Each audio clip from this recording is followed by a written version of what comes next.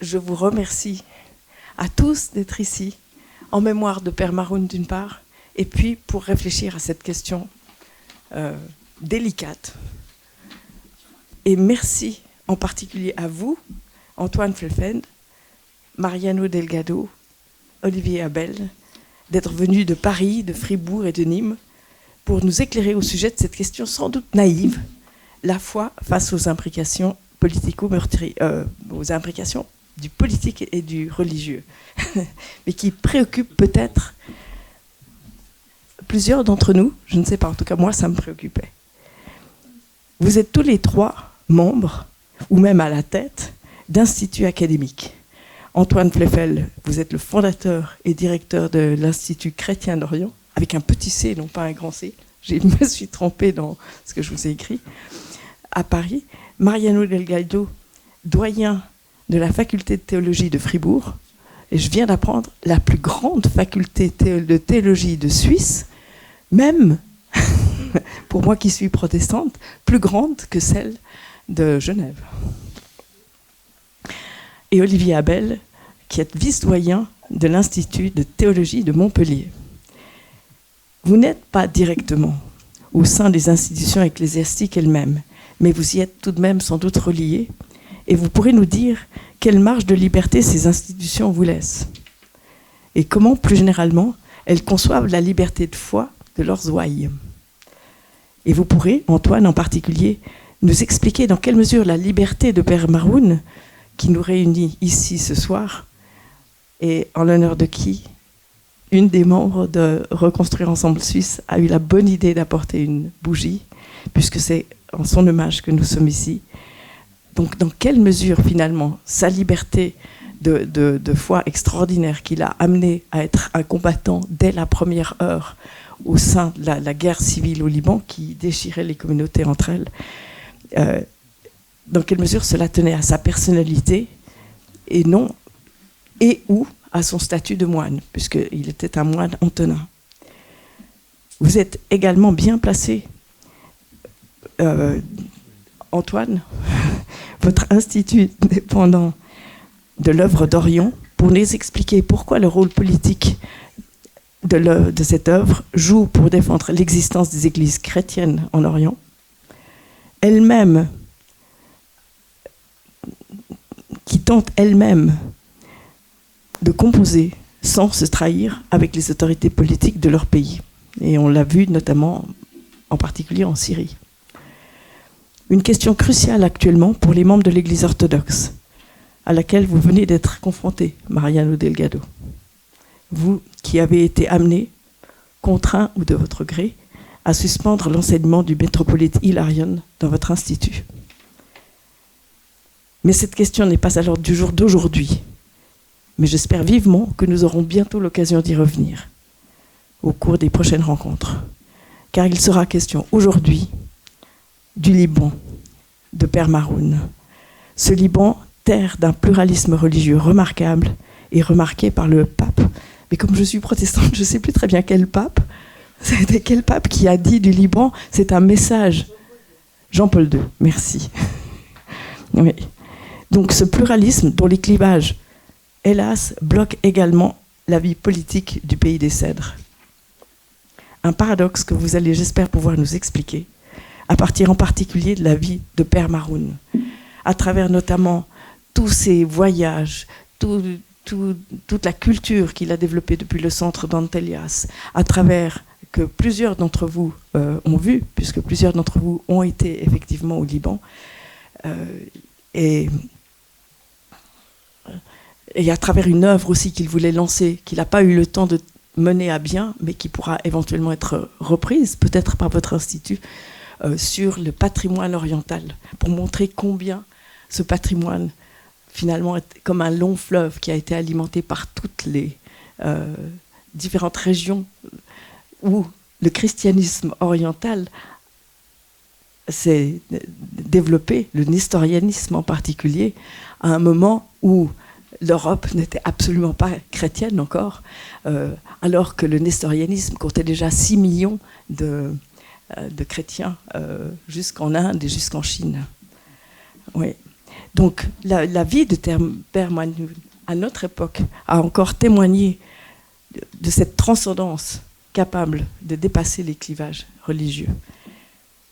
Père Maroun était venu témoigner de cette transcendance au cours du premier concert à 3 voix. Je ne sais pas si vous vous en souvenez encore, ici, qui avait réuni, que nous avions lancé avec notamment Gabriel Lanchel, que j'espérais voir ici ce soir, mais avec l'association Compostelle Cordoue, et qui avait réuni à l'époque Père Maroun, le grand rabbin Genj et le shérif Douazan Mohamed Ali. Une tentative balbutiante que les 2 éditions suivantes ne sont pas encore parvenues à mener à maturité. Mais l'actualité nous y ramènera peut-être, avec tout ce qui se passe en Russie et en Ukraine. Peut-être faudrait-il, et c'est le but de cette rencontre ici, d'abord apprendre, sinon à déconstruire, du moins à se libérer de l'imbrication du politique et du religieux, pour atteindre cette possible harmonie visée par ces concerts à 3 voix. Cette quête se poursuit donc, en tout état de cause, inspirée par l'esprit de Père Maroun Atallah, fidèle entre les fidèles depuis 2013, sans qui les rencontres Orient-Occident ne seraient pas devenues ce qu'elles sont. Puisse ce modeste hommage témoigner de notre immense reconnaissance à son égard. Grâce à la bougie. Merci. Oui. Et puisse surtout l'exemple de Père Maroun, parce que ce n'est pas simplement le passé qui importe, mais c'est aussi l'avenir. Puisse surtout l'exemple de Père Maroun nourrir notre recherche commune, au sein des héros de Reconstruire Ensemble Suisse, au sein de Compostelle Cordoue et dans d'autres associations, de la juste articulation entre diversité et unité. Et plus concrètement, entre la singularité assumée de chacun d'entre nous et l'acceptation de l'altérité des autres, pour former un ensemble fécondé par notre diversité. Ou pour reprendre les termes de Mireille Delmas-Marty, pour former un pluralisme ordonné, en évolution permanente, fécondé par les dialogues entre ses membres, entre tous ses membres. Merci pour votre attention.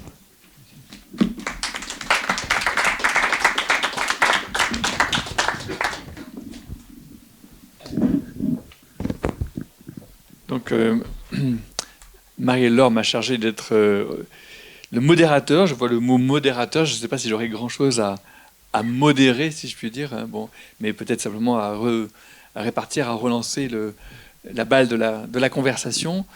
Parce que vraiment, d'abord, je ne suis pas du tout compétent sur le sujet. Je ne connais pas, je pense qu'il y a dans l'auditoire des gens qui connaissent beaucoup mieux le Liban que moi.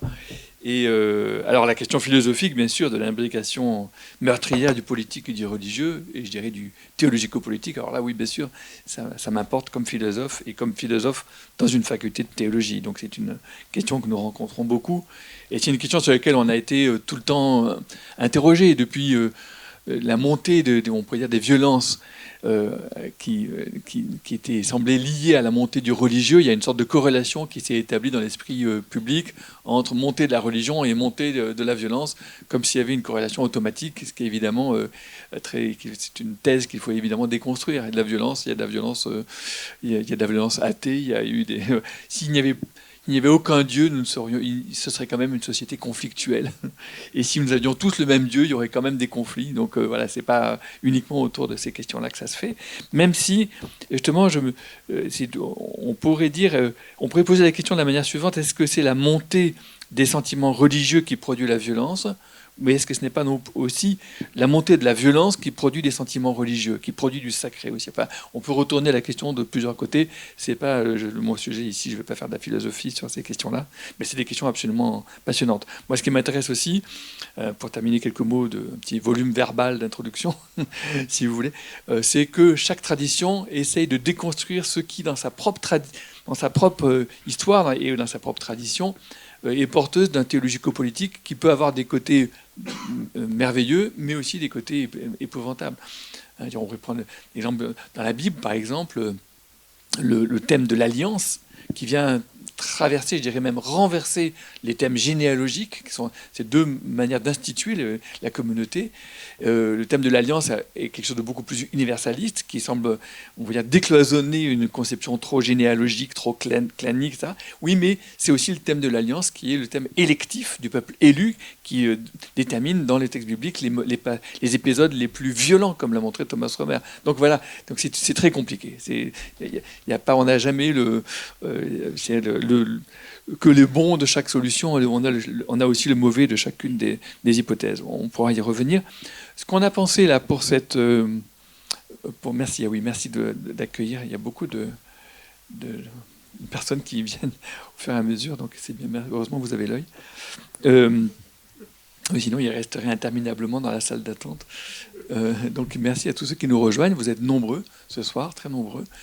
Donc on va commencer peut-être dans le sillage des derniers mots de Marie-Laure sur l'hommage au Père Maroun, de donner la parole à Antoine sur le Père Maroun, sur ce qu'il a fait, sur sa pensée, et puis en élargissant au contexte du Liban pour comprendre qui sont les chrétiens d'Orient, ce qui est souvent sur lesquels nous manquons d'informations. Et après, on élargira à des questions plus générales sur les rapports entre l'Église et l'État et justement les théologico-politiques propres à chacune de nos traditions. Donc Antoine, je vous donne la parole. Merci. Merci beaucoup. Bonsoir à toutes et à tous. Très heureux d'être parmi vous. Merci beaucoup Marie-Laure de m'avoir invité. Donc, 3 volets dans la première question. Donc, le Père Maroun. J'aimerais commencer par 2 petites anecdotes, puis aller vers ce qui est un peu plus intellectuel et universitaire, et puis déboucher sur la question des chrétiens d'Orient. J'ai combien, 1 heure? Je connais le Père Maroun depuis très très longtemps. Je le connais depuis 1995. À l'époque, j'étais adolescent. Je vivais une effervescence de ma foi et j'étais en quête profonde et du Seigneur dans mon cœur et de l'histoire de mon Église, de son identité, de sa tradition.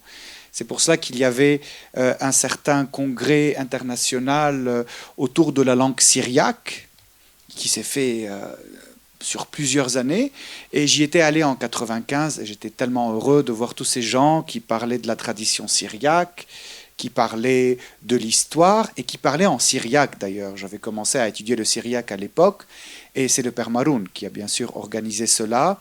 C'est là-bas que je l'ai rencontré. J'étais tellement heureux, mais la coïncidence ou la providence a voulu que nous nous revoyions dans la Vallée Sainte. La Vallée Sainte, c'est une vallée qui est dans le nord du Liban, certains parmi vous la connaissent. Il faut marcher un peu plus d'1 heure pour arriver au couvent des patriarches. Et j'y étais avec des amis, nous campions là-bas. Père Maroun est arrivé et je lui ai dit « Mais Père Maroun, on s'est vu dans le congrès. Vous ne voulez pas célébrer la messe en syriaque? Et moi, je saurais répondre à tout et chanter tout ce qu'il faut faire. » Et c'est ce qui s'était fait. Et depuis, une relation s'est nouée entre nous. Et depuis 1995, bien sûr, donc depuis 27 ans, j'ai eu l'occasion de le voir et de collaborer avec lui à plusieurs reprises. Et la dernière fois, je l'ai vu au mois de novembre. Il était venu me présenter ses condoléances pour le décès de mon père, que j'étais allé enterrer au Liban. Ça, c'est pour l'anecdotique. Bien sûr, j'aurais énormément d'anecdotes à raconter, mais c'est un peu court maintenant pour le faire. Mais je passe à ce qui est un peu de nature différente. Le Père Maroun, pour moi, fut une figure intellectuelle, une figure de pensée, une figure de quelqu'un qui veut reconstruire. Et sa reconstruction, à mon sens, c'est ainsi que je l'ai toujours perçu, se faisait au moins à 2 niveaux. Premièrement, ou 3, disons, à un niveau humain. Père Maroun était un homme de dialogue. Il n'y avait aucun barrage pour le dialogue. Il allait vers les musulmans, vers les druzes, vers les athées. Je n'oublierai jamais comment il encourageait la publication d'écrits d'un ami commun qui est mort aussi dans la même période, qui a 100 ans, c'est le philosophe Paul Khoury, qui à la fin de sa vie était plutôt pyrrhonien, donc sceptique, dans une grande école traditionnelle philosophique, mais ça n'empêchait pas le prêtre Maroun, croyant, de dire il faut l'encourager, sa pensée est pertinente, il faut l'écouter. Donc il était ouvert au dialogue avec les autres. Il était dans une démarche de la foi, reconstruire l'Église face à tous les problèmes qu'elle a au Liban et en Orient. Et troisièmement, il était dans la chose académique et intellectuelle. Je me souviens de ce projet fou dont il m'avait parlé. Il voulait publier une centaine d'ouvrages dans une collection qu'il fondera sur le monde syriaque avec le monde arabe. C'est un projet qu'il voulait faire à Paris dans les éditions de Madame Prince. Comment s'appelle? Mira Prince. Et quel est le nom de la maison d'édition? Goettner, voilà, tout à fait, Goettner. Merci beaucoup de votre soutien. Donc, il avait ce souci. Et d'ailleurs, moi-même, je suis directeur d'une collection aux éditions de l'Harmattan qui s'intitule Pensée religieuse et philosophique arabe, où plus de 45 ouvrages ont été déjà publiés.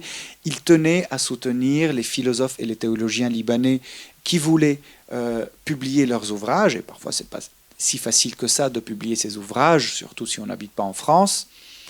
Et nous avions fait cela, nous avons publié plusieurs livres de Paul Khour, le philosophe en question. Cet ouvrage, je crois, à chaque fois le Père Maroun veillait à faire une table ronde après la publication de l'ouvrage.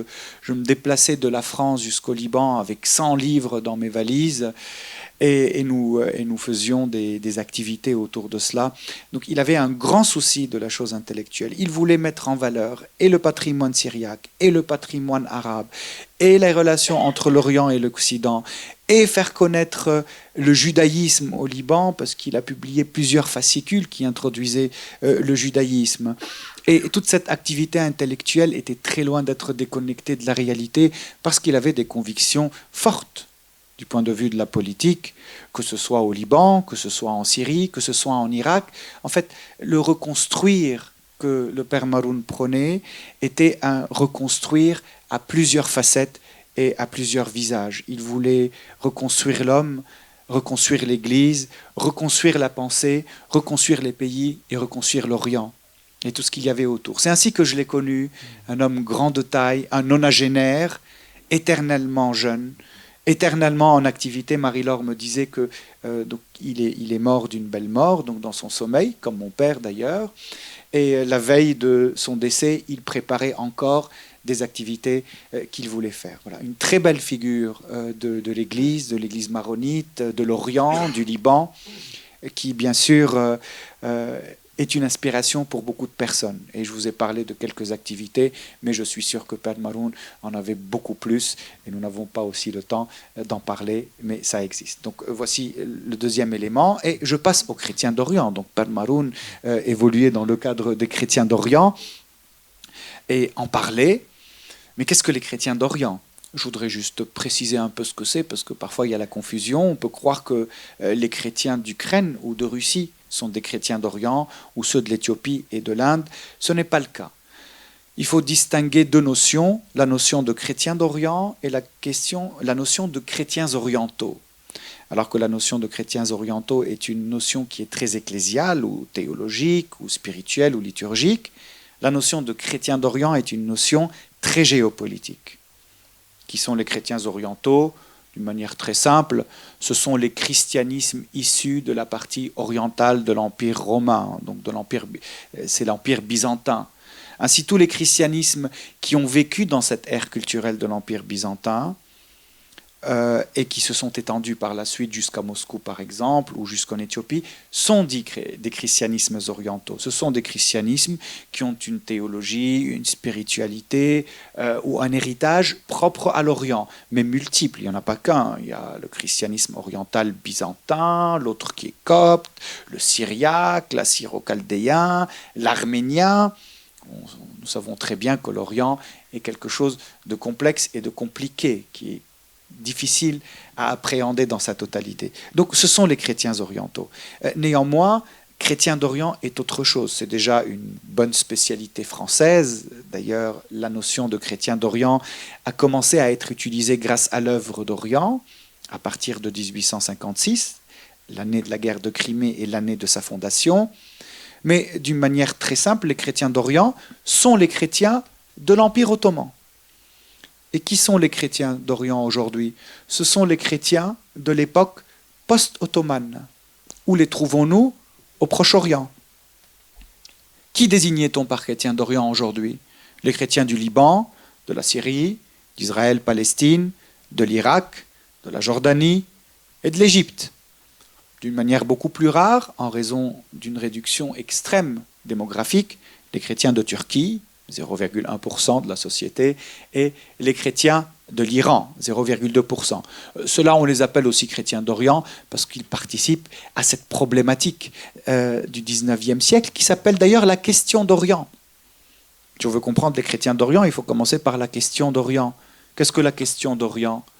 C'est la question du démantèlement de l'Empire ottoman par les grandes puissances de l'époque.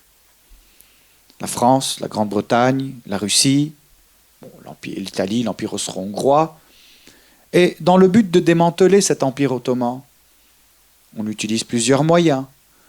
Les chrétiens d'Orient furent l'un de ces moyens. Parce que ces grandes puissances se sont constituées en protectrices de ces communautés, ce qui permettait d'affaiblir l'Empire et d'avoir encore plus de pouvoir au sein de cet empire. Donc, quand je dis chrétiens d'Orient, c'est une problématique géopolitique qui témoigne du conflit ou de la rencontre ou des tensions qui existent entre l'Orient et l'Occident et entre les grandes puissances elles-mêmes, parce que chacune, en protégeant une communauté, voulait contrer l'autre communauté qui cherchait à s'installer au sein de l'Empire et avoir plus de pouvoir et plus d'héritage. Donc, quand on parle des chrétiens d'Orient, on parle de ces problématiques. Et nous demeurons dans cette logique aujourd'hui, car les chrétiens d'Orient sont héritiers de cette question d'Orient qui paraît ne pas être finie, car nous sommes toujours dans une ère géopolitique où les grandes puissances essaient d'avoir chacune son pouvoir. Aujourd'hui, les États-Unis, la France, la Russie, l'Iran, l'Arabie saoudite, et les chrétiens d'Orient sont là et peuvent être tirés d'un côté ou de l'autre. Et d'ailleurs, même en Occident, on peut utiliser leur cause et l'idée de leur présence pour construire aussi des discours politiques. Certains bons et d'autres mauvais. Certains de solidarité et d'autres d'instrumentalisation ou de populisme. Voilà, j'espère avoir été clair. Merci beaucoup Antoine, c'est parfaitement clair. Je suis désolé parce que je passe mon temps à essayer d'ouvrir, puis après il y a des problèmes de son, apparemment le son était mauvais, ils entendaient très mal, c'est pour ça que j'ai rapproché l'ordinateur, et peut-être qu'on va encore le... De toute façon il y aura une vidéo. Oui, il y a une vidéo, mais ceux qui sont là, ça leur fait une belle jambe d'avoir une vidéo. Ils sont là. Je vais quand même fermer le son ici, on peut fermer là. Voilà, donc...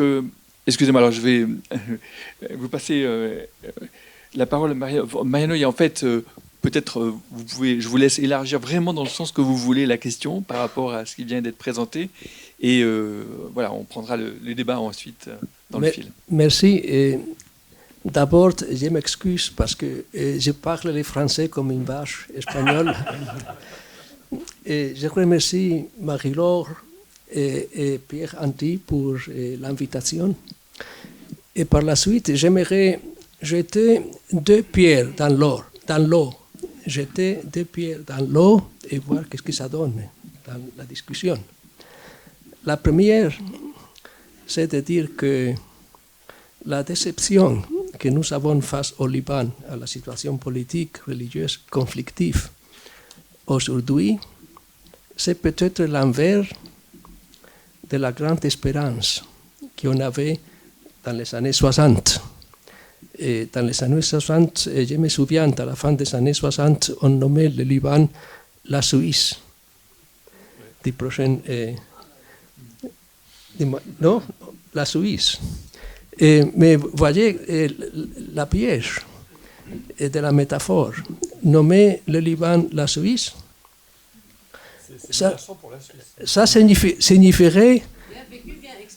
Ça signifierait par exemple qu'au Liban, comme en Suisse, il ne faut pas voir quand on fait le gouvernement que deux membres du gouvernement soient des catholiques, des autres des protestants, un autre peut-être un juif, un autre un athée, etc. Ça veut dire que la métaphore n'était pas bonne. Parce qu'au point de vue de la politique, ce n'était pas la même chose.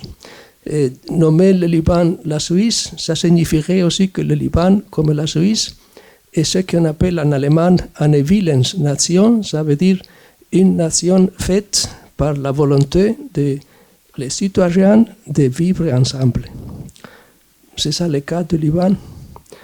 Le Liban est un produit des traités de puissance depuis la Première Guerre mondiale.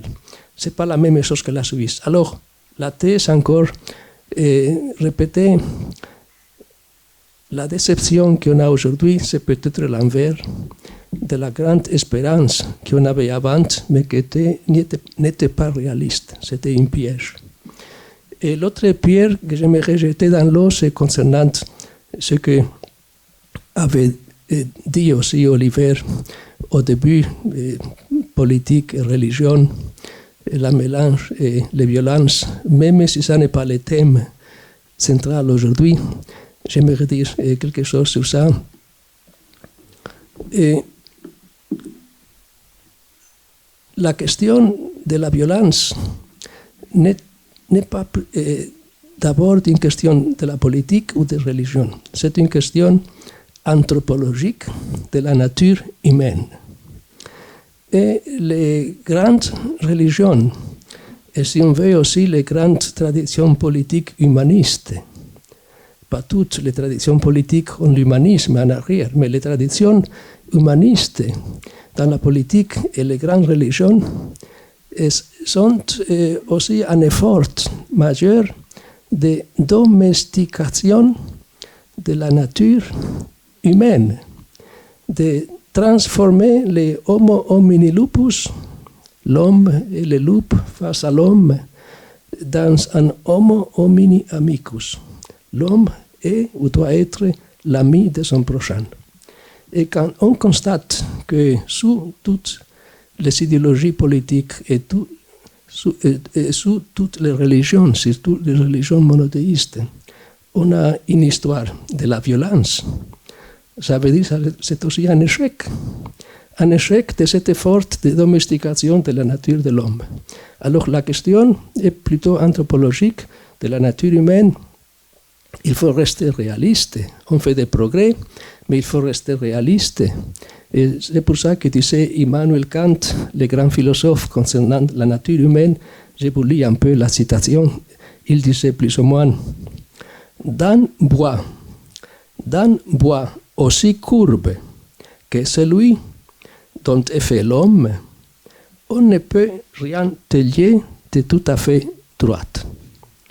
Voilà les deux pierres concernant le Liban et concernant politique et religion.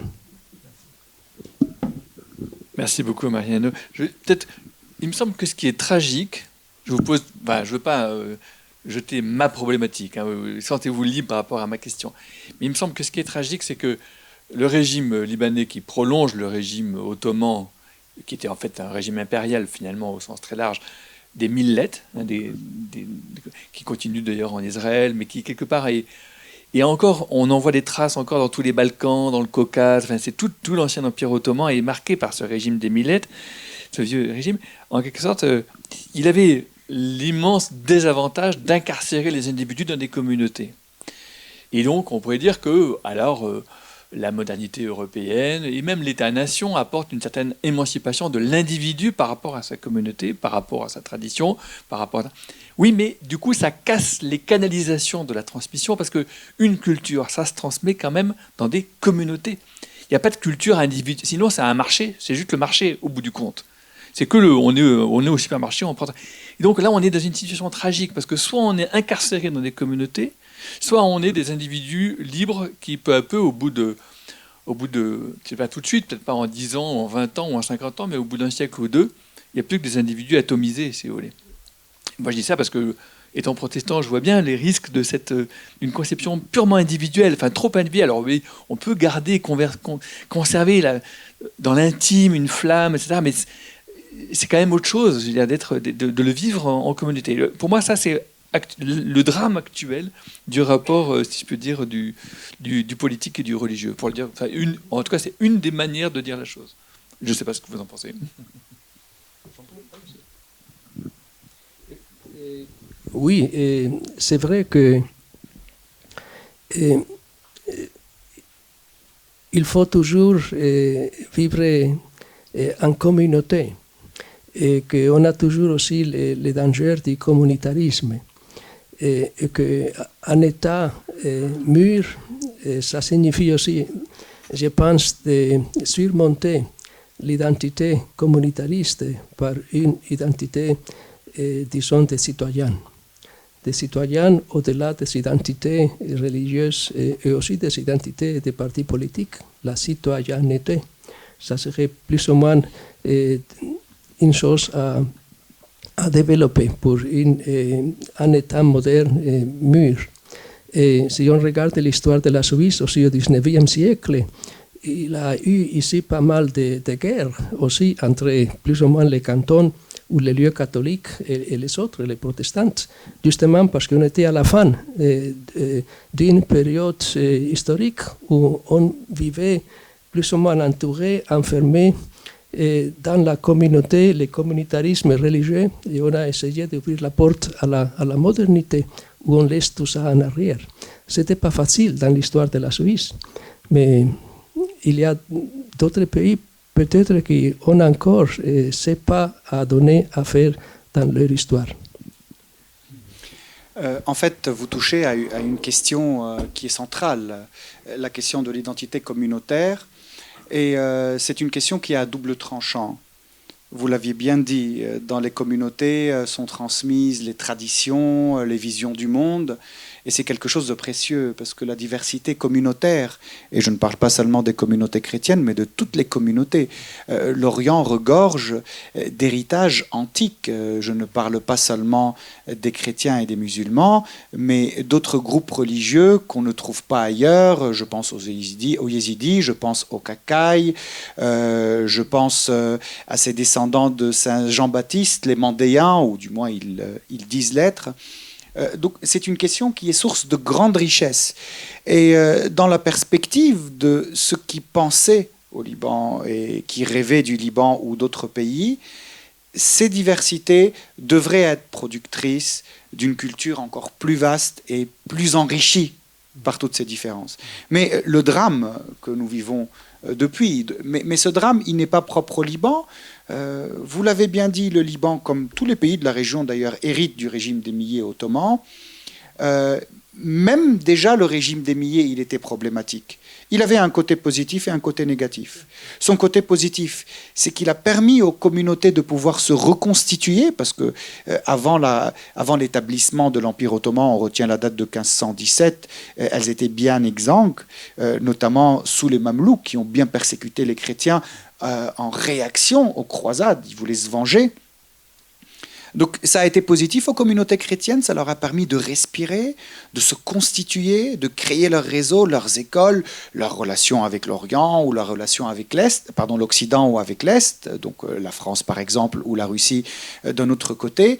Mais dans l'Empire ottoman, la facette négative de ce régime d'émiers, donc qui constitue les communautés religieuses en personnages juridiques, c'est qu'il a dit, il y a la grande communauté musulmane, qui est la communauté par excellence, il y a les autres petits, qui sont soumis à des astreintes. Alors certes, à partir de 1856, il y a eu la citoyenneté, mais ça s'est tellement mal vécu au sein de l'Empire ottoman par la majorité musulmane que les génocides arméniens, assyro-chaldéens, grecs-pontiques, libanais, furent l'une des conséquences. Donc cette diversité, elle est positive et négative, et au Liban, c'est la même chose.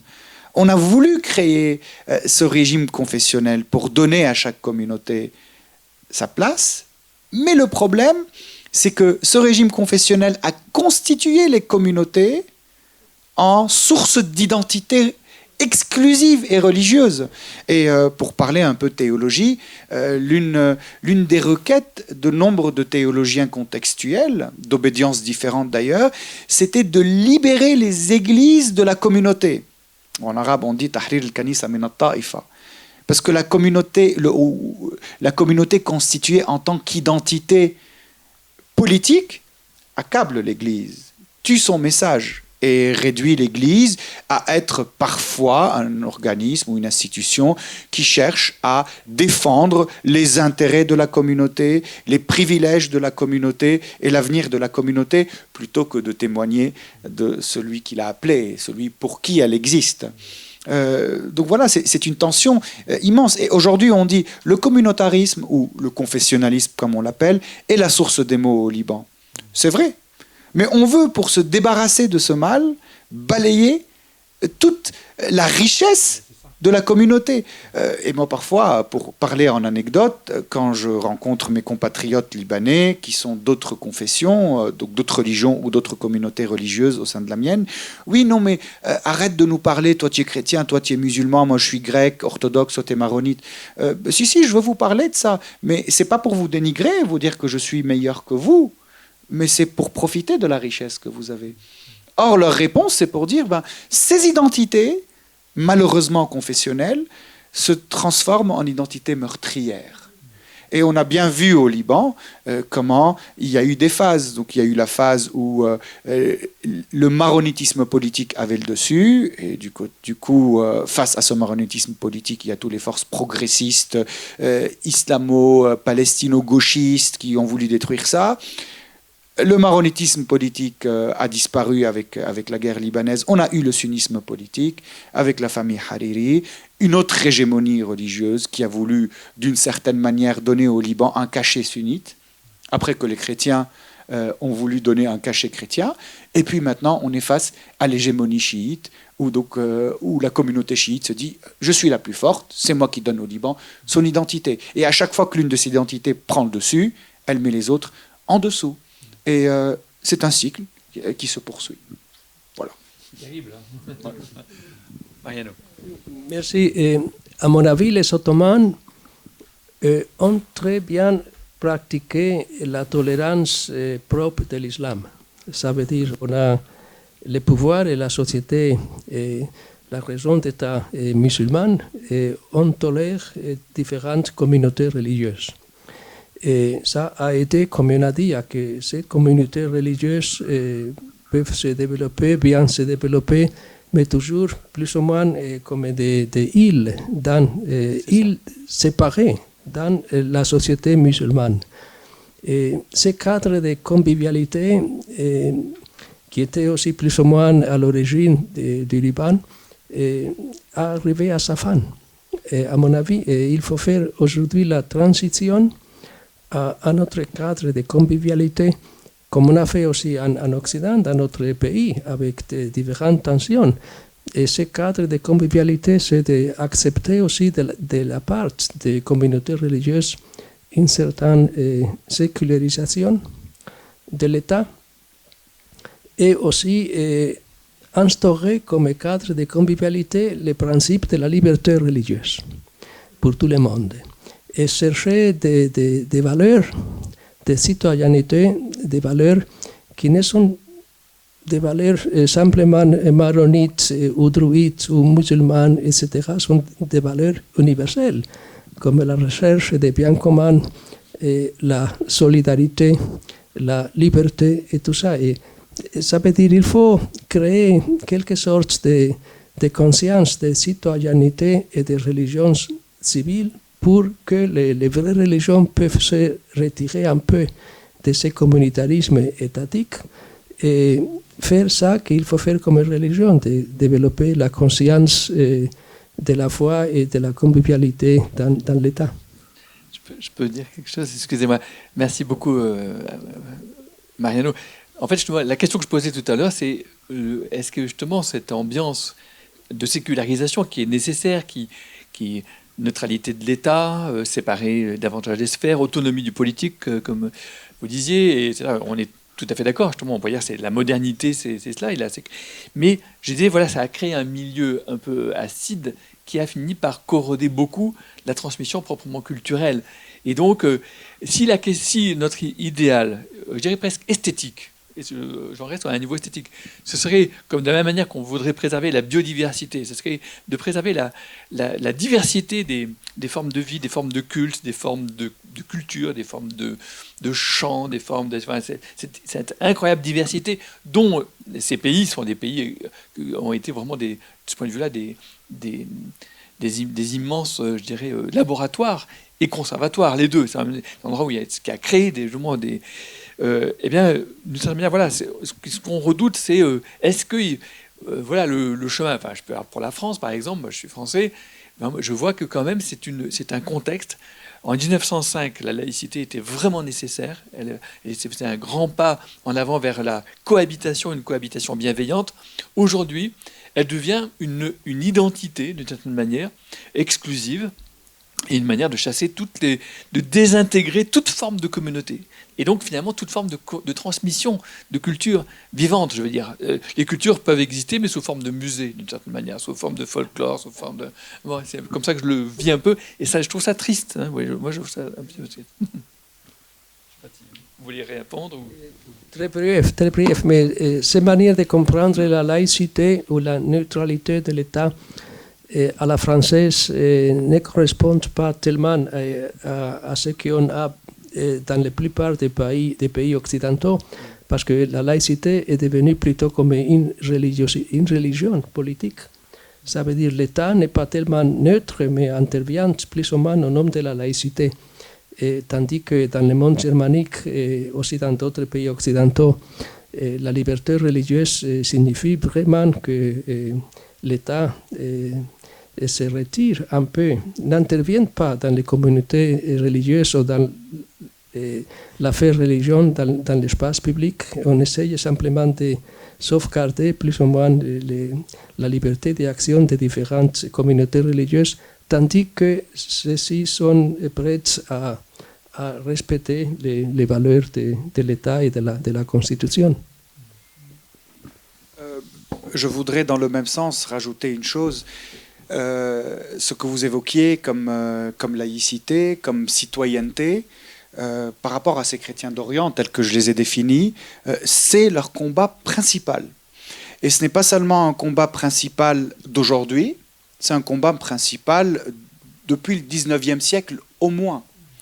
Au moins, c'est-à-dire que lorsque les puissances occidentales venaient dire « nous vous protégeons », ils leur disaient nous, ce que nous voulons principalement, c'est l'égalité avec nos concitoyens musulmans.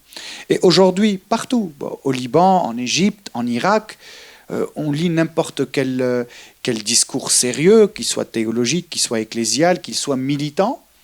On dit nous, la citoyenneté, c'est notre bataille principale. Et d'ailleurs, oui, la liberté de religion. La liberté de religion est respectée en Orient, un peu ou prou. Alors bien sûr, il y a les islamistes qui interviennent ça et là, mais au Liban, en Syrie, en Irak, il y a la liberté de religion. Mais le problème principal aussi des chrétiens, c'est la liberté de conscience.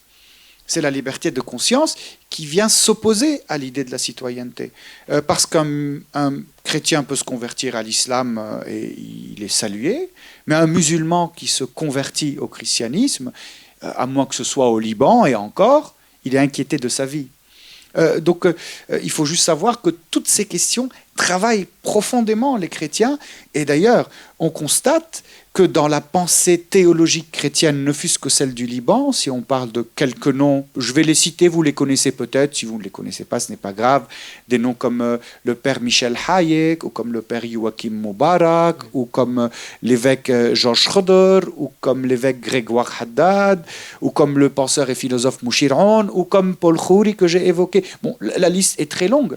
On constate que la tendance de fond dans la théologie politique que professent ces gens-là est une tendance laïque qu'ils fondent d'ailleurs sur le texte scripturaire. Mon royaume n'est pas de ce monde, donnez à César ce qui est à César et à Dieu ce qui est à Dieu, en disant, et certains parmi eux même sortent des épisodes ou des interprétations du Coran ou de l'histoire musulmane pour dire que cela aussi peut se faire. N'oublions pas qu'en Orient, à partir des années 20, il y a eu tout un courant d'islam libéral qui a prôné aussi cette laïcité. Donc oui, nous la posons en toujours rappelant, mais notre laïcité, ce n'est pas la laïcité à la française, c'est une autre laïcité, car la mémoire de la laïcité qui existe dans l'héritage de cette Église, c'est un certain laïcisme propre à la fin du 19e, au début du 20e, qui pour eux est anti-religieux, et anticlérical, et athée. Non, ce n'est pas cela qu'on veut faire. On veut créer une laïcité qui soit positive envers les religions, qui respecte les héritages et la culture d'où elle émerge, mais qui en même temps se constitue en espace commun, où les différents peuvent se rencontrer afin de faire de leur rencontre une richesse qui construit. et pas qui détruisent. Bon, alors ce sont les idéaux, bien sûr. Entre ces idéaux et la situation, il y a un grand abîme, mais il faut les avoir quand même, parce qu'un jour peut-être, enfin un jour, on va s'appuyer sur ça. Non, vous avez raison, c'est la tige d'une résistance. La citoyenneté, c'est fondamental. Je crois que vous avez tout à fait raison. Juste une petite parenthèse. Les lois de 1905 ne sont pas du tout des lois laïcistes. C'est des lois extrêmement équilibrées, subtiles. C'est pas, les lois de 1905 en France ne sont pas la laïcité à la française telle qu'on l'entend aujourd'hui, telle que Marine Le Pen l'entend aujourd'hui dans son discours. Il faut bien faire la différence. C'est incroyable d'ailleurs la différence. Ou Zemmour, ouais, c'est tout à fait impressionnant. Donc c'est une petite parenthèse, mais bon, je tiens à la dire quand même, parce que voilà, si on pouvait défendre en France juste la loi telle qu'elle est, et non pas la gauche, enfin la droitiser plutôt peu à peu vers, on ne sait pas vers quoi, je ne sais pas pourquoi d'ailleurs, ni droite ni gauche, c'est un truc qui est une sorte de folie qui s'empare de la laïcité. Mais peut-être ma question, c'est une question sur la dynamique sur le long terme, avec le temps. Donc avec le temps, votre effort va vers justement ces droits de citoyens qui sont des droits d'individus, on va dire, de liberté de conscience, de liberté pour tout le monde, égaux, réciproques, qui marchent dans tous les sens. Hein, bon, je crois que c'est absolument fondamental. Ce que j'ai voulu dire, c'est que nous, on peut dire, on a beaucoup obtenu ça, et maintenant, et après, au bout de 100 ans, qu'est-ce qui se passe? Je vous décris le paysage des églises en France. Et je ne crois pas que ce soit très différent de la situation des églises en Suisse ou même en Espagne. La situation des églises en France, c'est qu'elles sont peu à peu repliées sur la vie spirituelle pieuse de leurs ouailles, mais à l'exclusive de toute chose. Je rentre du Congo, je parlais avec le président de l'Église du Christ au Congo, qui est la fédération protestante du Congo, avec de tout, des protestants de tout type, des anglicans, des pentecôtistes, des presbytériens, etc. Ils scolarisent juste dans une seule ville 600 000 élèves. Ils sont responsables des hôpitaux, ils sont responsables... Je parlais avec eux, c'est un pentecôtiste, mais un discours politique d'une maturité qu'on n'a pas chez nos chefs d'église en France. Un discours mature, parce que justement, ils sont en charge de responsabilité. Aujourd'hui, nos églises, elles sont dans des vœux pieux, elles sont dans cette piété que j'admire, mais qui en même temps devient trop légère, si je peux dire. Trop légère. Alors peut-être que vous êtes dans des choses, je ne sais pas vous, pas toi Antoine, mais au Liban, il y a des choses trop lourdes. Mais nous, c'est devenu trop léger, si je peux dire. On a une spiritualité, vraiment, on fait ce qu'on veut, ça ne change rien. On peut dire le contraire, c'est ça. De toute façon, on n'est jamais persécuté, on n'est jamais... Mais bon, c'est ça qui... C'est une autre inquiétude, si vous voulez, qui surgit dans le sillage de ça. Je ne sais pas ce que vous voulez dire. Oui, c'est vrai, mais il faut voir naturellement pays par pays. Oui, c'est ça. Plus ou moins l'histoire du christianisme dans les terrains de la politique et les églises. On peut dire d'abord on avait la séparation, après les mariages très intensifs, au moins dans le monde byzantin et romain, et après on est arrivé à une situation de nouvelle séparation dans le monde occidental. Mais il faut voir que la séparation ne reste pas une séparation conflictive, mais amicale, et que la séparation ne signifie pas non plus que la religion les églises doivent renoncer à se prononcer aussi sur la chose politique, parce que le christianisme, la théologie chrétienne a toujours été une théologie politique qui ne s'occupait pas seulement de l'autre monde, mais aussi de la construction de ce monde, parce que ce monde est appelé pour les chrétiens à être plus ou moins un miroir du royaume de Dieu. Et le royaume de Dieu, comme nous savons par l'Ancien Testament et aussi par Jésus, ça veut dire la vérité, la justice, la paix, la solidarité, etc. Ce sont des valeurs éminemment politiques. Alors les églises doivent actuer aussi dans l'espace public. Mais naturellement, dans un pays comme l'Espagne, les églises, depuis la mort de Franco, ont peur. Qui ont dit, ce que vous faites, c'est plus ou moins de cléricalisme, d'intervention cléricale dans la politique. Et de pays par pays, c'est un peu différent. Et je crois que concernant, vous connaissez beaucoup mieux que moi le Liban et le Moyen-Orient, et je crois qu'il faut tenir compte d'une certaine asymétrie, aussi dans ce que nous appelons la théologie et le dialogue interreligieux. La conscience théologique et la conscience du dialogue interreligieux. Et il y a une asymétrie concernant la relation minorité-majorité, des minorités chrétiennes, de différentes dénominations ou églises, et majorité musulmane. Mais il y a l'asymétrie aussi concernant la conscience théologique et du dialogue interreligieux, que je pense, je suis directeur à Fribourg d'un institut pour le dialogue interreligieux, et je suis aussi le président du conseil du Centre suisse Islam et Société à Fribourg. Et j'ai l'impression que la conscience des valeurs du dialogue interreligieux et d'une nouvelle théologie est plus forte dans les églises chrétiennes que dans le monde musulman. Et tandis que la religion majoritaire de ces pays-là, l'islam, ne développe une telle conscience aussi dans le dialogue interreligieux et la théologie, il y a une asymétrie, c'est difficile. Et pour rebondir sur la question du cas par cas qu'il faut avoir pour chaque pays, et même pour les communautés religieuses, il faut voir du cas par cas. C'est-à-dire que l'Église maronite et l'Église assyrienne ont vécu des situations qui se distinguent beaucoup des deux églises coptes et syriaques. Les maronites et les assyriens ont eu la volonté de créer un espace autonome pour eux, le Liban. Alors, lorsque le Liban naissait, les Assyriens voulaient aussi un pays national pour eux en Irak, qu'ils n'ont pas obtenu, qui devait avoir comme capitale, d'ailleurs, ça va peut-être vous étonner, Mossoul. Un siècle avant l'État islamique, Mossoul était destiné pour être la capitale d'un État chrétien. Alors que les communautés coptes et syriaques n'ont jamais eu ces tendances. Ce sont des communautés qui ont toujours été soumises au grand pouvoir, avant les Byzantins, et puis les différents empires ou califats musulmans qui se sont succédés. Mais néanmoins, il est vrai qu'il y a la différence constitutive de ces communautés. Cependant, par rapport à ce que vous disiez, ces églises considèrent que la construction de ces pays est aussi de leur ressort, qu'ils doivent aussi s'engager. La foi ne peut jamais être quelque chose qui se fait dans la sphère personnelle ou au sein de la paroisse ou de l'église. C'est quelque chose qui doit être public. Alors attention, ça ne veut pas dire que s'il doit être public, que nous devons vivre dans une théocratie ou que l'État doit être un État à coloration religieuse. Non, non, pas du tout. Mais l'idée qui existe chez beaucoup de chrétiens en Orient, c'est que quand je suis chrétien, ce n'est pas seulement pour ma piété personnelle ou pour ma spiritualité qui fait que je me sens plus épanoui et mieux. Non, non, c'est pas ça. M'impliquer dans mon pays, c'est construire mon pays.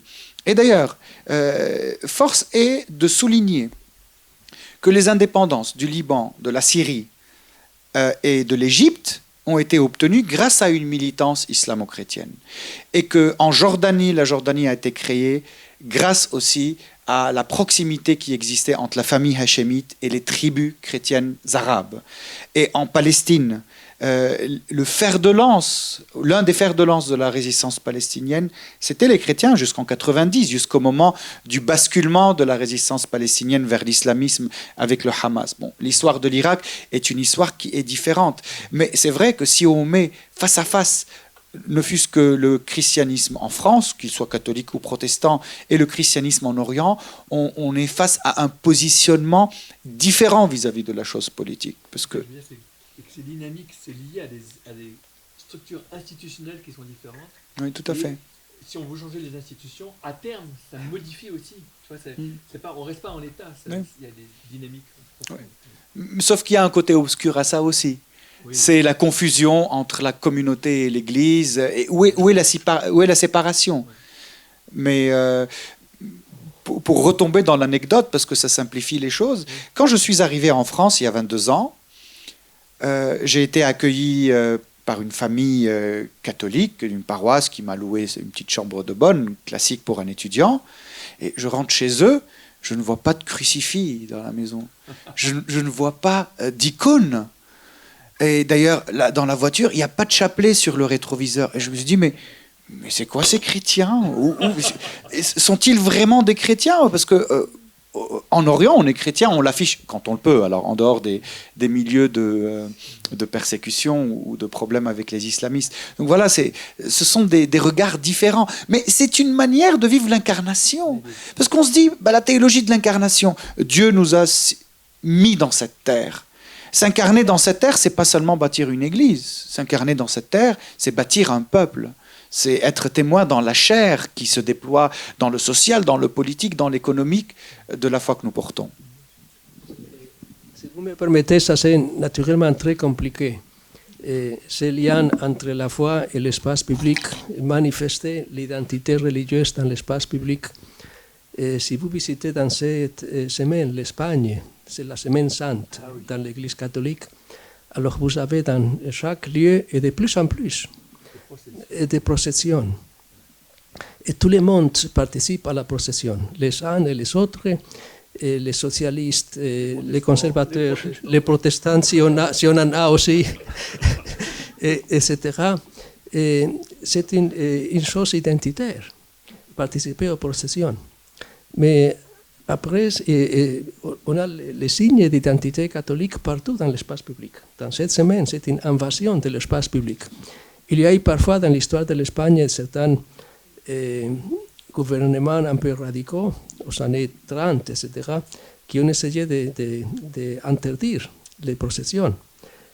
C'était la fin de ces gouvernements, parce que c'est un fait culturel. Mais après, si on frappe avec les doigts, mais alors dans la vie, dans les choix éthiques, tout ce monde qui participe aux processions, est-ce que vraiment il se laisse guider par des valeurs chrétiennes?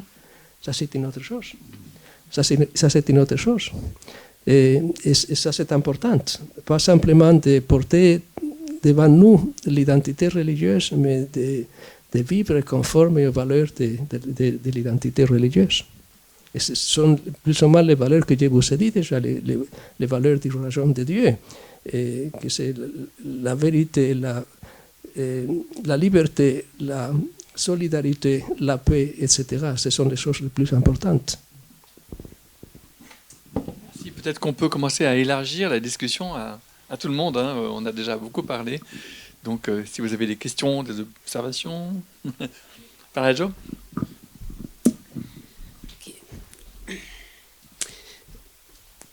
Depuis le bonjour, vous avez parlé du Dieu et l'importance de Dieu. Et je veux commencer par donner une question.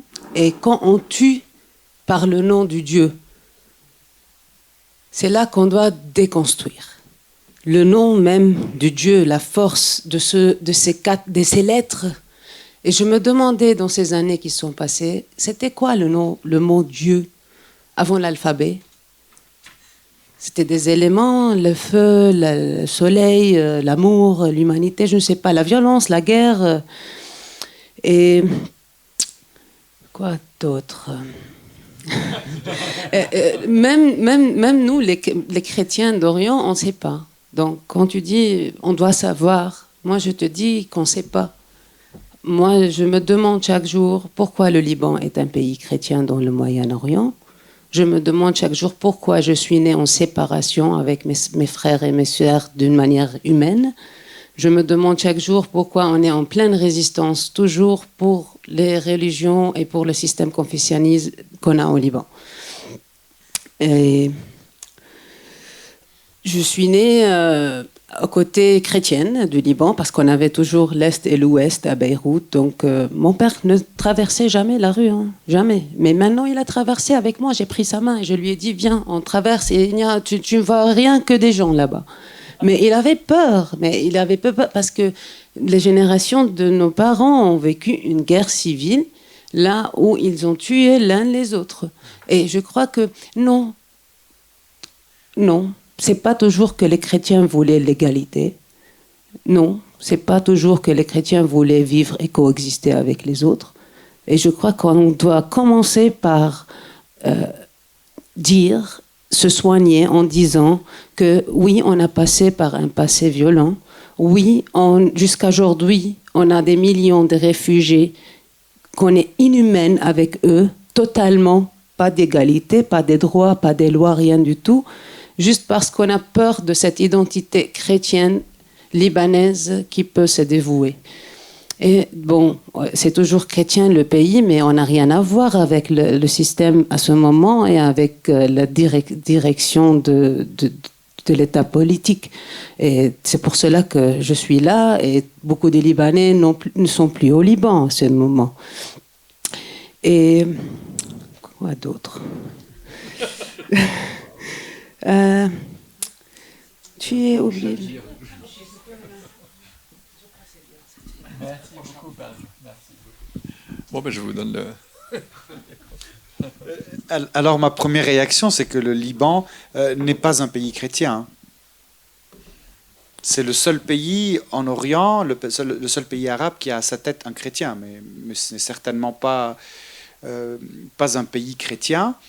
D'ailleurs, les chrétiens n'y sont plus majoritaires. Il était dans les années jusqu'en 1932, il y avait 51,2% de chrétiens, mais depuis le Liban ne l'est plus. La peur de l'autre, oui, bien sûr. Lorsque j'ai parlé des 3 étapes principales, le maronitisme politique, puis le sunnisme politique, puis le chiisme politique, à chaque fois, la communauté qui avait le pouvoir considérait les autres comme étant subordonnés. Alors, chacune l'a fait à sa manière. Mais ce que tu disais par rapport à ne pas traverser la rue, moi je connais ça parce que je suis né avec le début de la guerre et moi je n'allais jamais dans les autres régions, c'est comme ça qu'on les appelait. Oui, dans les régions des autres. La guerre est finie en 90, je crois que je suis allé la première fois en dehors du réduit chrétien. En l'an 2000, juste avant de voyager, j'ai vu ma première femme voilée en 98 ou 80. J'ai parlé avec une première femme voilée en 98 ou 99, donc j'avais plus de 20 ans déjà, et ma première mosquée, c'était la mosquée de Paris. Oui, parce que je suis un produit de cette guerre. Donc effectivement, il y a ça, et trouver une solution, c'est reconnaître ça, et voir où était le problème, et surtout sortir d'une lecture binaire. Parce que pour beaucoup de chrétiens, c'est la faute des musulmans. Pour beaucoup de musulmans, c'est la faute des chrétiens. De toute façon, c'est toujours la faute de l'autre. Et moi, j'ai raison. Et on sait très bien qu'en dehors des sciences dures, c'est jamais la faute de quelqu'un exclusivement. Et personne n'a raison d'une manière tout à fait exclusive. Quant à Dieu, moi, je n'ai pas parlé de Dieu encore. Pourtant, j'étais en charge à la faculté de théologie du cours sur les mystères de Dieu. Mais tuer au nom de Dieu est une aberration, non seulement dans le christianisme, mais ça peut être aussi une aberration dans l'islam et dans le judaïsme et partout. Déjà, moi, en tant que chrétien, je ne puis le concevoir, parce que celui qui m'a révélé l'image de Dieu a même réprimandé Pierre qui voulait le défendre à Gethsémani. Mais il ne faut pas croire que, selon des discours idéologiques ou populistes, que tous les musulmans ont leur épée et qu'ils veulent tuer tout ce qui ne leur ressemble pas, tant s'en faut. Hein. On est très loin de ce modèle. Et dans l'islam, il y a beaucoup de traditions qui sont contre ça. Et je ne parle pas que du soufisme, il y a d'autres traditions aussi. Et les musulmans, alors, il est vrai que j'ai tardé à les connaître, mais ce n'est pas de ma faute, je suis né durant la guerre. Depuis, j'ai beaucoup d'amis musulmans, des sunnites, des chiites, des druzes au Liban. Ce ne sont pas seulement des amis, ce sont des frères. Et les frontières qu'on a dressées entre nous se sont avérées être bien artificielles au bout d'un moment. Merci beaucoup. Et tu es un homme de Dieu et évidemment une aberration. Et pourtant, on l'a fait pendant des siècles. Et aussi dans l'histoire du christianisme. Et un historien de l'Église protestante et aussi historien de religion disait par exemple, ni l'islam, ni le bouddhisme, ni l'hindouisme n'ont envoyé autant de personnes se faire tuer au loin au nom de leur foi que l'Église chrétienne ou que les églises chrétiennes. Ça veut dire que l'histoire, c'est un poids lourd que nous avons sur l'épaule. De dire aujourd'hui, clairement, comme dit le pape François, par exemple, tuer au nom de Dieu, c'est une aberration, et plus, il n'y a pas de guerre juste non plus. Aujourd'hui, compte tenu des armes et des catastrophes qui suivent à la guerre. mais l'histoire, c'est l'histoire. Et c'est pour ça que un artiste du Mexique qui s'appelait Orozco, vous connaissez plutôt en Suisse Frida Kahlo et l'époux qui était Diego Rivera, n'est-ce pas? Diego Rivera appartient à la courante qui on dit les muralistes, qui ont fait des peintures dans les murs, les muralistes. Et un autre grand muraliste de la même époque, c'était José Clemente Orozco. Et José Clemente Orozco, à 2 reprises, il a fait une peinture avec le titre « Le Christ détruit sa croix ». Et on voit le Christ comme il essaye de détruire la croix.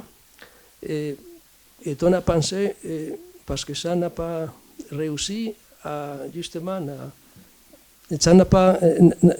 on n'a pas réussi, même dans le chemin de Jésus, les chrétiens n'ont pas réussi à finir la violence et la guerre dans le monde. Alors c'est un grand message. Si le Christ revient, et il doit revenir d'après la foi chrétienne, peut-être qu'il va détruire sa croix. C'est naturellement imputate pour nous donner à penser dans les contrastes, n'est-ce pas? Mais c'est vrai qu'il faut que les religions essayent de pousser, de se développer du point de vue théologique, du point de vue du dialogue interreligieux. Et compte tenu que dans toutes les traditions religieuses et théologiques, on a assez de poids lourds dans l'histoire, il faut essayer de faire des ponts avec les autres, de travailler ensemble, de ne pas plus faire les monologues, essayer de convertir les autres, etc., mais faire peut-être ce qu'on appelle aujourd'hui, peut-être les polygones, ou les polylogues, c'est le meilleur mot. Les polylogues, c'est plus que les dialogues, les polylogues de culture et religion, pour trouver ensemble les vraies valeurs qui sont importantes pour bâtir un monde meilleur. Et ce n'est pas seulement des valeurs occidentales, il y a aussi des grandes valeurs dans la tradition islamique, dans la tradition chinoise, hindouiste, etc. Mais il nous faut ces polylogues et il nous faut des personnes bien placées dans la tête et dans le caractère qui soient capables de bâtir des ponts. Je crois que c'est le père, justement, Maroun Atallah était quelqu'un qui a réussi à faire ça. On a besoin de plus comme ça. C'est ce que j'allais dire, ouais, tout à fait. Merci. Alors, d'autres remarques? Oui. Attendez. Je peux me déplacer peut-être? Non, c'est bon, vous pouvez prendre ce micro. Merci beaucoup. Justement, moi je suis allé en 2014 avec Reconstruire Ensemble, Compostelle Cordoue. On est allé au Liban avec le père Maroun. Et ça a l'air de rien, mais ce qu'on a vécu là par rapport à tout ce que vous dites jusqu'à présent, c'est assez extraordinaire. On était dans un bus avec des sunnites, des chiites, des chrétiens, des maronites, et on a parcouru l'ensemble du Liban. C'était la volonté du père Maroun, n'est-ce pas? C'est une idée absolument géniale, d'aller rendre visite aux autres communautés avec notre bus. Et dans ce bus, il y avait des enfants aussi. Je me souviens qu'avec les contacts qu'il y avait entre les gens étaient tout à fait étonnants. Et au fond, cette idée de bouger, de se déplacer d'une communauté à l'autre, on pourrait dire en Suisse, d'un canton à l'autre. Moi, j'ai mis des années pour aller voir nos amis suisses-allemands, j'y allais pas.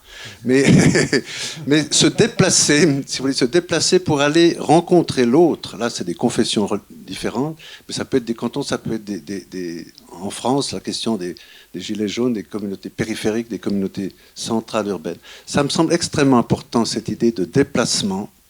Mais ce qui, je crois, a manqué, c'est qu'on était accueillis, c'était merveilleux, on était accueillis par les autorités, on était accueillis par les gens, on a mangé ensemble des fruits, j'ai des images fantastiques de ça. Mais ce qui a peut-être manqué, qui serait l'étape qu'il faudrait oser franchir aujourd'hui, c'est une fois qu'on va voir l'autre, de quoi parle-t-on avec lui? Est-ce qu'on ose parler avec lui de sa foi, par exemple, ou de sa tradition? Et est-ce qu'on ose faire quelque chose avec lui? Parce qu'on a des problèmes considérables à résoudre dans chacune des communautés, des problèmes d'eau, des problèmes d'éducation, toutes sortes de problèmes. Et on peut s'aider, les Suisses allemands ont des qualités qu'on n'a pas en Suisse romande, et vice-versa.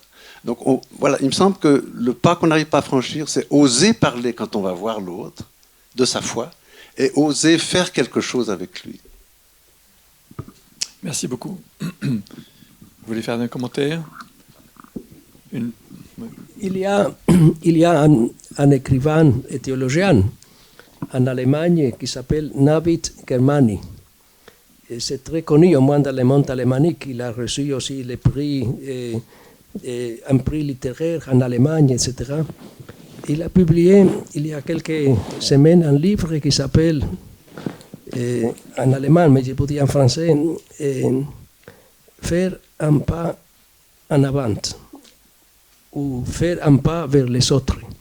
Ça veut dire, si nous tous étions dans une salle de différentes cultures, religions, traditions, et si quelqu'un nous dit essayez de faire un pas vers les autres, ça c'est déjà aussi une très belle métaphore, et ça c'est ça qu'il nous faut.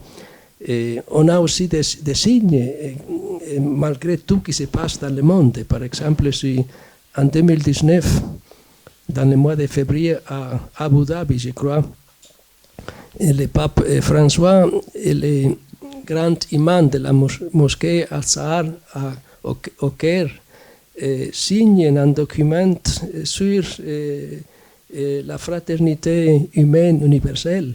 Ça veut dire déjà quelque chose. Ce sont des choses impensables il y a quelques décennies.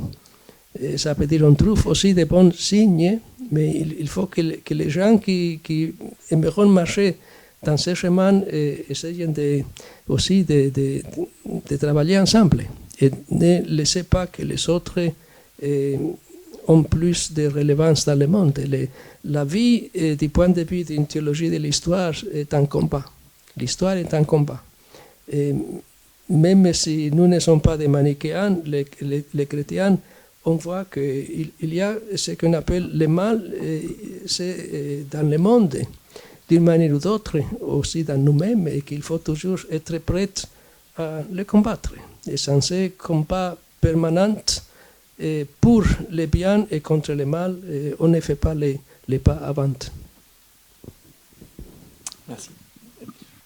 Je voudrais juste dire un mot parce que je suis allé à la rencontre de l'autre. Cet autre qu'au début on croit très différent et méchant et perfide et superficiel, en fin de compte lorsqu'on va le voir, on constate qu'il nous ressemble beaucoup. Comme nous, il peut être triste, il peut être joyeux, il a des aspirations, il a des demandes, il prie, il a des enfants. C'est juste qu'il l'exprime autrement. Et pour moi, c'est revenir à la problématique principale. Qu'est-ce que je fais de cette différence? Est-ce que je m'enrichis de cette différence? Est-ce que je considère que l'autre me complète? Ou est-ce que je considère que l'autre est mon contradicteur ou celui à qui je dois m'opposer? C'est toute la question. Et la question que vous avez soulevée est très importante. Oui, je vais le voir et après. C'est le grand choix qui fait toute la différence. Je crois que nous aurons beaucoup à gagner à travailler ensemble, à faire des choses ensemble. C'est un constat anthropologique et psychologique, sociologique aussi, que justement, disons, l'antisémitisme ou la phobie contre les étrangers ou contre l'étranger se trouve plus forte dans des sociétés sans juifs ou dans des sociétés dans des groupes sans étrangers, dans des groupes fermés. Tandis que dans des autres groupes, on a fait déjà l'expérience de vivre ensemble. On voit que ça marche. On a les problèmes qu'on a, mais on voit que ça marche, plus ou moins. Peut-être une question. Ce qui consolide la charnière entre ces différentes appartenances, on va dire, et qui constitue la possibilité qu'il y ait des pluri-appartenances, parce qu'il me semble que l'oscillation terrible, c'est entre soit une identité exclusive, une appartenance exclusive, soit on largue toutes les amarres, il n'y a plus aucune appartenance, il n'y a plus aucune... Enfin, c'est ce que je décrivais tout à l'heure. Bon. Et donc, ce qu'on cherche, c'est une sorte de libre appartenance qui soit aussi éventuellement une pluri-appartenance, au sens la possibilité d'être justement de compliquer la carte d'identité en quelque sorte, une identité plus feuilletée, plus complexe, plus multiple, voilà, et moins... Voilà. Mais est-ce que le lieu où ça se forme, est-ce que ce n'est pas les couples, les mariages, si vous voulez. Enfin, comment est-ce que ça se pose la question très concrètement au Liban et pour les chrétiens d'Orient? Comment se pose la question des mariages mixtes? Excusez-moi, c'est une question très concrète, mais à mon avis assez importante politiquement, parce que je pense que le politique, c'est-à-dire l'espace commun, c'est d'abord dans les couples que ça se forme. C'est pour moi, de ce point de vue-là, je suis très rousseauiste. Donnez-moi un couple, je vous fais une société. Merci. Alors, il faut distinguer différentes époques. C'est-à-dire que dans les années 60 et 70, au sein de l'islam, par exemple, qu'un chiite épouse une sunnite ou vice-versa, c'était très mal vu. Je donne des cours d'arabe à Paris depuis plus de 20 ans. J'ai une petite école et j'ai des étudiants qui ont été recueillis dans des maisons religieuses parce que leurs parents, sunnites chiites, les ont déposés à la porte de cette communauté religieuse. Et les pauvres, ils ont passé toute leur vie en quête de leurs parents. Certains les ont trouvés, d'autres ne les ont pas trouvés. Donc ça, c'est au sein de l'islam même. Mais au sein du christianisme, ma grand-mère est grecque-orthodoxe et mon grand-père est maronite. Ils se sont mariés en 50 ou 51. Puisqu'elle a épousé un maronite dans l'église maronite, elle a été rejetée par l'église grecque-orthodoxe et on l'a considérée comme une hérétique. C'est au XXe siècle, hein, c'est quelques années avant Vatican II. Alors aujourd'hui, au sein des communautés chrétiennes, ça n'existe presque plus. Aujourd'hui, c'est vraiment mixte. On peut même épouser des protestants. Regardez à quel point on est devenu ouvert. Parce qu'il y a une minorité protestante au Liban, 1 à 2% de la démographie. Et dans l'islam aussi, ça se calme. Là où ça pose encore problème, ce sont les mariages islamo-chrétiens. Pour la plupart, ils finissent mal. Pour diverses raisons. Alors, je vous dis qu'ils finissent mal par expérience, parce que j'ai des amis qui ont fait ça, parce que d'un côté et de l'autre, le poids de l'identité communautaire demeure de taille. Donc, au Liban, c'est un pays où la famille reste solide, où les liens restent serrés, où on garde l'œil. Donc oui, elle a épousé un musulman, ou elle a épousé un chrétien. Donc ça cause problème. Mais un autre problème se cause aussi, c'est que ces cultures qui parfois se constituent d'une manière parallèle, dans le mariage, ça clash. Et si en France, par exemple, un mariage islamo-chrétien, supposons, peut trouver une assise laïque ou un contexte social laïque qui permet un épanouissement où les différences peuvent se déployer, c'est une possibilité. Au Liban, il n'y a pas cet espace laïque. Au Liban, un couple islamo-chrétien, déjà, où va-t-il vivre ? S'il vit dans la région chrétienne, on va dire elle a épousé un musulman. S'il vit dans la région musulmane, on va dire il a épousé une chrétienne. Et après, il y a toute une question. Alors, et les enfants, qu'est-ce qu'on en fait d'ailleurs ? Alors, à part quelques exceptions, c'est un problème. Est-ce qu'on les baptise ou est-ce qu'ils grandissent dans la mosquée ? Pas forcément. Non, mais pas forcément. Est-ce qu'il y a des enfants alors, selon la loi, bien sûr, l'enfant va prendre la religion du père. Mais parfois, la femme a dit « D'accord, tu es musulman, mais si tu veux m'épouser, les enfants seront baptisés et ils iront à l'école catholique. » Et ce sont des cas concrets dont je vous parle. Sur ce plan, ça cause toujours un problème. Alors, quelle est la solution ? L'espace citoyen, l'espace laïque, l'ouverture, plus de proximité, la déconstruction des identités confessionnelles. Je n'en sais rien, mais ça demeure un problème. J'ai deux questions. Première, est-ce qu'il existe des enfants bilingues, si je peux dire, des enfants bilingues, bireligieux? Excusez-moi, c'est une question peut-être un peu. Et une deuxième question, excusez-moi, je pose après vous. J'ai une réponse pour vous. J'ai une réponse très concrète. Donc moi, je suis de Ashrafiyeh, qui est le côté chrétien de Beyrouth. Je suis né là-bas, j'ai vécu toute ma vie libanaise là-bas. Et à côté de chez nous, il y avait une famille. Le père est musulman, il a épousé une chrétienne et il a pris le choix de venir vivre dans le quartier chrétien. Ces 3 enfants ont été baptisés et élevés dans l'école chrétienne. Lorsque la mère est morte, le père a décidé d'aller revivre dans la région musulmane. Il y en a un qui s'est dit « non, moi je suis musulman », il a suivi son père, et les 2 autres sont restés dans la ville, mais ont une vie chrétienne intense. Ils sont engagés, ils vont à l'église et tout. Et celui qui allait vivre dans la région musulmane a épousé ma voisine, dont j'étais amoureux quand j'avais 12 ans. Et c'est très mal fini, parce qu'elle est allée vivre là-bas, et c'est très mal fini. Alors je ne dis pas que ça finira toujours très mal, je n'établis aucune règle, je partage avec vous une expérience. Je vois, excusez-moi Mariano, je vois, là j'étais aussi au Cameroun au mois de janvier, là, et dans le nord du Cameroun, la région où Boko Haram attaquait beaucoup, là, il y a une nouvelle chose qui est en train de s'instituer, c'est très curieux, dans lequel l'homme, le père, épouse, il a 2 ou 3 épouses chrétiennes, ça c'est extraordinaire quand même, hein. Donc le père musulman, il a 3 ou 4 épouses chrétiennes, et alors il semble que parmi les enfants, les garçons vont être musulmans et les filles chrétiennes, donc c'est assuré de durer très longtemps ce système, je ne sais pas. Oui, vous avez votre micro. Comme on dit, dans les vignobles de Dieu, il faut qu'on ait beaucoup de diversité. Oui.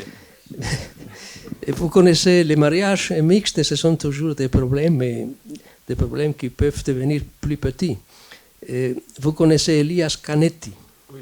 Tout le monde. Dans un des volumes de mémoires qu'il a écrit, il parlait de son enfance dans un petit village à Bulgarie. Et il est séphardite, ça veut dire juif, mais de la tradition séphardite de ces juifs qui ont dû quitter l'Espagne. Et alors il disait, dans le village, il y avait la communauté des Séphards, de la communauté des Ashkénazes, etc. Mais pour les Séphards,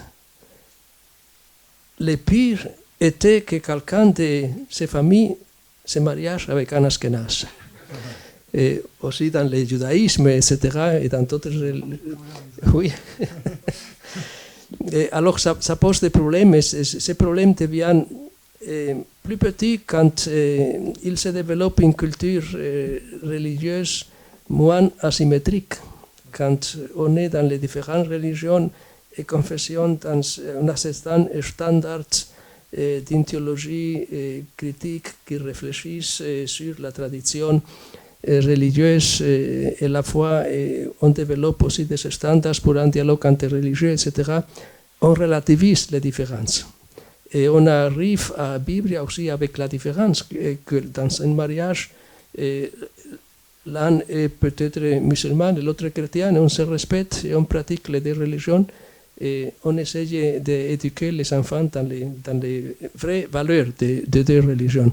Mais jusqu'à quelques décennies après, jusqu'à le Concile Vatican II et peu après, dans l'Église catholique, par exemple, si un catholique se mariait avec un protestant ou une protestante, il fallait signer que les enfants seront baptisés dans l'Église catholique, sinon on ne pouvait pas se marier par l'Église, etc.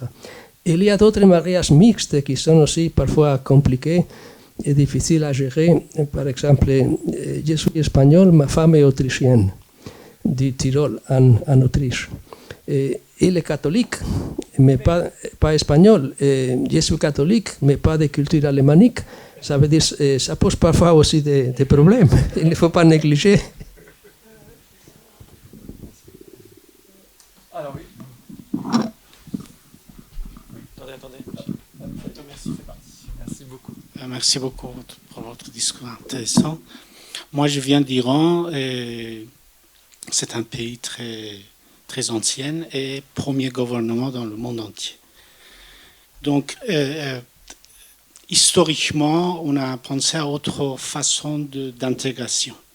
Ça veut dire chacun son soi. Ça existait et le gouvernement iranien à l'époque, il a désiré ça. Donc moi, je pense à autre chose, mais je vous demande la question que quand on parle d'intégration ou je ne sais pas, vivre ensemble l'un et l'autre, malgré des différents l'un et l'autre, est-ce que c'est possible qu'on dise chacun, parce que historiquement dans Moyen-Orient, ça existait. Par exemple, en Irak, il y a 18 religions. Historiquement, il a vécu des années. Donc, tous ces problèmes, je crois, aujourd'hui, c'est récent. Je ne peux pas dire exactement de quelle date, mais quand même, par rapport à long terme qu'on a, c'est quand même quelque chose de récent. Et moi, je viens d'avocat de diable parce que le pouvoir iranien, que je ne suis pas d'accord avec, parce que c'est un pouvoir religieux. Donc, il a dit, historiquement, on n'a pas de problème l'un ou l'autre parce qu'il y a beaucoup de sunnites en Iran. Et le gouvernement et les chiites, ils sont des débutants au Parlement, etc. Et pour les chrétiens et les juifs, c'était pareil. Mais il dit que le problème vient d'extérieur, notamment d'Occident. Il cherche d'autres choses. Ça veut dire s'il respecte notre tradition, il n'y a aucun problème. Qu'est-ce que vous pensez par cette question? Merci. Qui est-ce qui voudrait répondre à ça? Si j'ai bien compris, ça veut dire quand quelqu'un est d'autres traditions. Oui, par exemple, chez nous, il y avait des familles juives, des chrétiens, etc. On dit chacun son soi. Aujourd'hui, ce sont fêtes, demain, c'est bon fête. Oui, ça c'est plus ou moins la tolérance dite islamique qu'on pratiquait aussi à l'Iran et aussi à l'Espagne au Moyen-Âge, dans l'Espagne musulmane et dans l'Espagne chrétienne. Ça veut dire de respecter les uns les autres et de s'inviter mutuellement aussi pour certaines expériences de convivialité, mais pas de se mêler dans des mariages ou de partager des religions différentes. Ça, c'est en l'époque ancienne, ça c'était vraiment interdit, oui. Mais c'est une tolérance qui fonctionnait sur certaines suppositions, oui. Mais l'affirmation que vous avez dit préalable, que l'Iran c'était le plus ancien gouvernement du monde, vous n'avez pas consulté les Chinois.